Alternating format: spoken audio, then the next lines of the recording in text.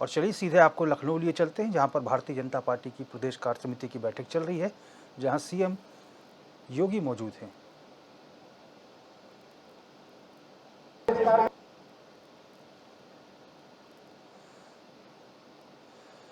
तो प्रदेश कार्य समिति की बैठक चल रही है, यहाँ पर सीएम योगी मौजूद हैं और लोकसभा चुनाव में हारी हुई सीटों पर चिंतन मंथन हो रहा है। भूपेंद्र चौधरी बीजेपी प्रदेश अध्यक्ष भी वहाँ पर मौजूद हैं, उनको पुष्पगुच्छ दिए जा रहे हैं। सीएम योगी मौजूद हैं और संगठन के तमाम मसलों को लेकर बैठक में चिंतन मंथन होगा कि आखिर क्या वजह रही कि उत्तर प्रदेश की लोकसभा की सिर्फ 33 सीटें बीजेपी जीत पाई।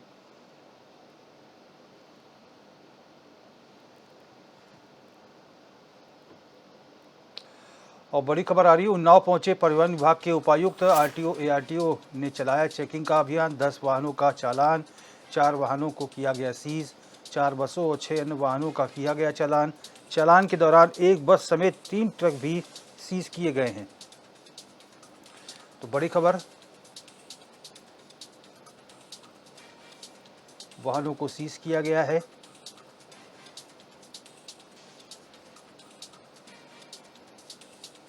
परिवहन विभाग की बड़ी कार्रवाई हुई है।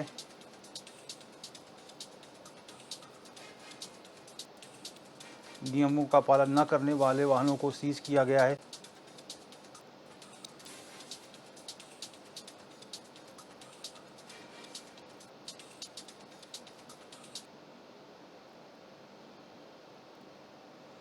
तो बड़ी कार्रवाई परिवहन विभाग की हुई है, जहां पर नियमों की अनदेखी करने वाले वाहनों को सीज किया गया है। परिवहन विभाग के उपायुक्त पहुंचे हैं। आरटीओ एआरटीओ ने चेकिंग अभियान चलाया।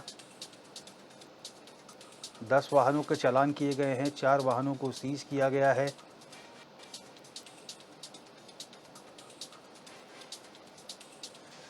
झारखंड के मुख्यमंत्री हेमंत सोरेन आज विंध्याचल दौरे पर पहुंचे हैं, जिसको लेकर प्रशासन की तैयारियां तेज हो गई हैं।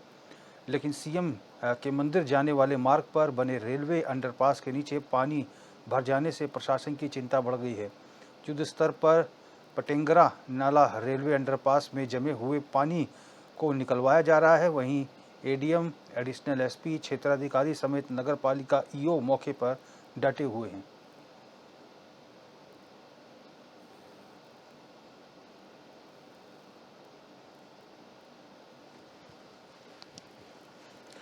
राजन गुप्ता हमारे संवाददाता ज़्यादा जानकारी के साथ फोन लाइन पर जुड़ गए हैं। राजन, झारखंड के मुख्यमंत्री हेमंत सोरेन विंध्याचल दर्शन के लिए आने वाले हैं, लेकिन जिस तरह से जलभराव हो रहा है उससे कहीं ना कहीं स्थितियां जो है खुलकर सामने आ रही हैं कि क्या तैयारियां की हैं अधिकारियों ने। जी रोहित, बता दें कि ये जल भराव की समस्या मिर्जापुर जो भी अंडर पास बने हैं वहां बरसात के दिनों में हो जाती है और यह समस्या कोई नई नहीं है। पिछले कई वर्षों से यहाँ की जनता समस्या झेल ही रही है। कल बीती रात में जो हल्की बारिश हुई है उसके बाद पटेंगरा नाला में नीचे पानी इतना जम भर गया कि वहां से गाड़ियों में निकलना मुश्किल हो गया था। ऐसे में उसी मार्ग से झारखंड के मुख्यमंत्री को भी विंध्याचल दर्शन करने के लिए जाना था, तो पुलिस प्रशासनिक अधिकारियों के साथ साथ नगर पालिका की भी टीम वहां पहुंची और युद्ध स्तर पे कार्य करके वहां से जल निकासी की व्यवस्था करा दी गई है। रोहित, आखिर क्या वजह है राजन की हर साल पानी भर जाता है अंडरपास में? क्या पानी की निकासी की व्यवस्था ठीक नहीं है या फिर नालों में जो सफाई है वो नहीं की जाती बरसात से पहले? जो वहां पे अंडरपास बना हुआ है उसके बगल में जो नाला था जिसके सहारे पानी आगे तक जाता था, बरसात के दिनों में जो पहाड़ों से मिट्टी बह के आती है वो पूरा मिट्टी उस नाले में बहते बहते पूरी तरह से भर गया है, जिसके चलते इस नाले से पानी की निकासी बिल्कुल नहीं होता और अंडरपास में नीचे ढलान होने के चलते सड़क के दोनों तरफ पानी लग जाता है, जिससे यहाँ पर आने वाले तीर्थयात्रियों को भी काफी परेशानी उठानी पड़ती है। क्योंकि मुख्यमंत्री का आगमन था, इसलिए जिला प्रशासन और नगर पालिका की टीम फौरन ही सूचना मिलते ही मौके पर पहुंची और जल निकासी की व्यवस्था करा ली गई है। परंतु यह अस्थायी व्यवस्था अभी प्रशासन द्वारा कराई गई है। पंप लगा के पानी निकाला गया है और वह समस्या जैसे ही बरसात होगी फिर वहां जल जमाव हो जाएगा। रोहित, ठीक है राजन, बहुत बहुत धन्यवाद तमाम जानकारी के लिए। हरदोई में बाढ़ के तांडव से दर्जनों गांव के लोग परेशान हैं। जगह जगह जलभराव की स्थिति पैदा हो गई है। जिले की 4 तहसील बाढ़ की चपेट में है, जिससे लोगों के घरों में रखा राशन पानी में डूब चुका है। वहीं पाली शाहाबाद संपर्क मार्ग को जोड़ने वाली पुलिया तेज पानी के बहाव में बह गई है, जिस वजह से ग्रामीणों का आना जाना बंद हो गया है।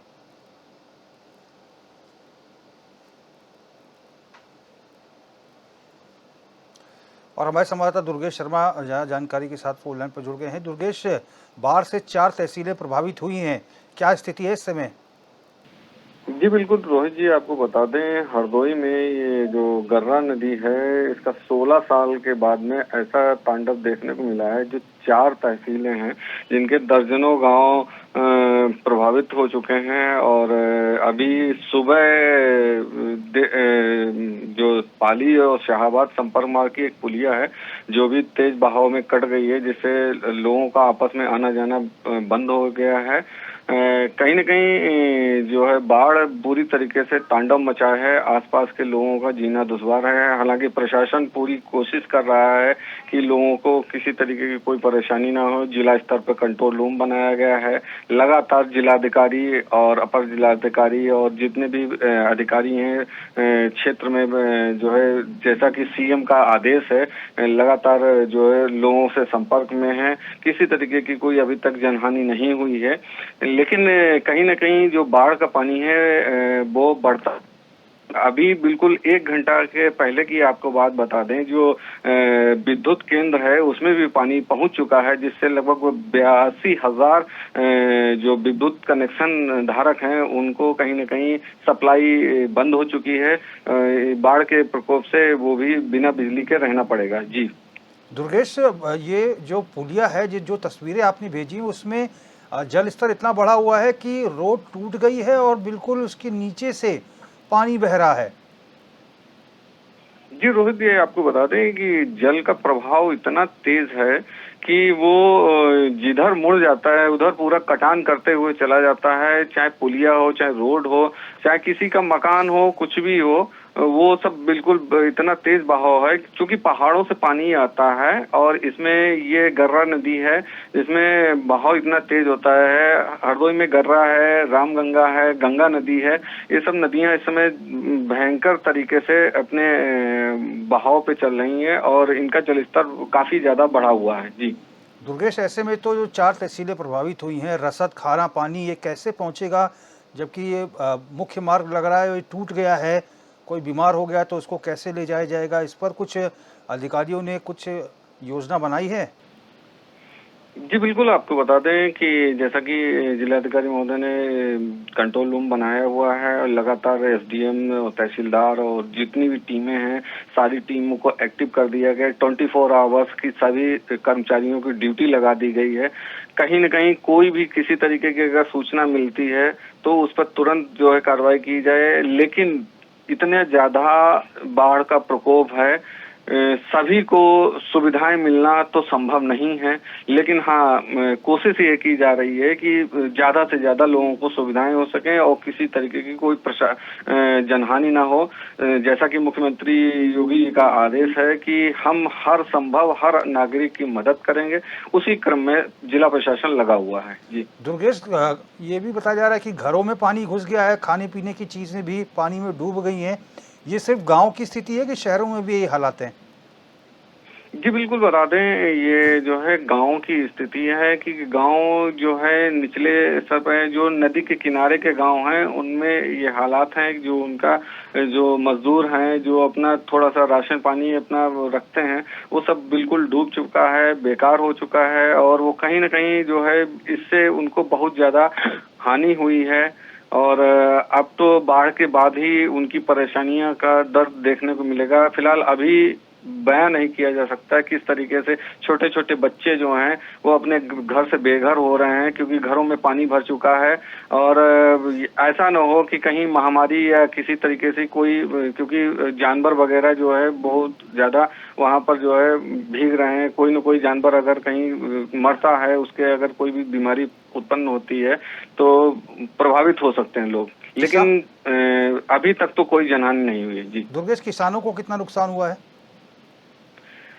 जी रोज ये बताओ, किसानों का तो नुकसान जो ग्रामीण एरिया है जहाँ पे ये पूरा नदी अपना तांडव मचाया है, यहाँ लगभग 80% तो किसान ही रहता है।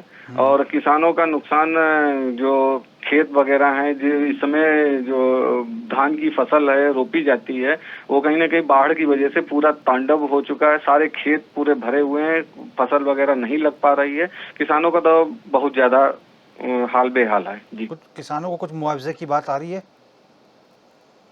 अभी तो फिलहाल प्रशासन पूरे आकलन पे है, जैसे मूंगफली है और उड़द है, इन सब की फसलें जो है नष्ट हो चुकी हैं, उनके आकलन की बात कर रही है। लगातार टीमें जो है सब पूरा अपना खाका तैयार कर रही हैं। अब जिला प्रशासन और शासन की तरफ से अगर कोई मुआवजा की होगी तो उनको निश्चित रूप से, जैसा कि जिलाधिकारी महोदय का कहना है कि जो भी शासन का आदेश होगा वो लोगों तक पहुंचेगा। जी ठीक है दुर्गेश, बहुत बहुत धन्यवाद तमाम जानकारी के लिए। बिजनौर के धामपुर क्षेत्र में डीजे पर नाचने को लेकर दो पक्षों में विवाद हो गया। विवाद इतना बढ़ गया कि एक पक्ष ने दूल्हे के भाई को ही गोली मार दी। गोली लगने की वजह से व्यक्ति गंभीर रूप से घायल हो गया, जिसे इलाज के लिए हायर सेंटर रेफर कर दिया गया है। वहीं मामले की सूचना मिलते ही पहुंची पुलिस ने जांच शुरू कर दी है।